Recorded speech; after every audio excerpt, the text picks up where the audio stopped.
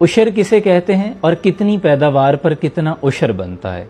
देखिए, उशर कहते हैं कि ज़मीन से जो हमें अजनास, जो फसल, जो पैदावार हासिल होती है, उस पर जो अल्लाह ने एक हिस्सा करीबी रिश्तेदारों, गुरबा, मसाकीन और यतीमों के लिए रखा है, जो अदा करना वाजिब है, उसे उशर कहते हैं।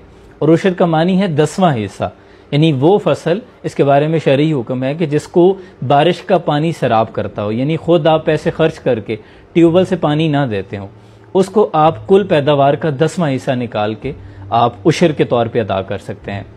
यानी 100 मन है तो 10 पे डिवाइड कर देंगे 10 मन बन जाएगा, 50 मन है तो 10 पे डिवाइड कर देंगे 5 बन जाएगा। लेकिन वो फसल जिसको आप ट्यूबवेल से पानी के साथ सैराब करते हैं, तो उस पर आपने 20वां हिस्सा अदा करना है। यानी 100 मन है तो उसको 20 पे डिवाइड कर लें, वो 5 मन बन जाता है।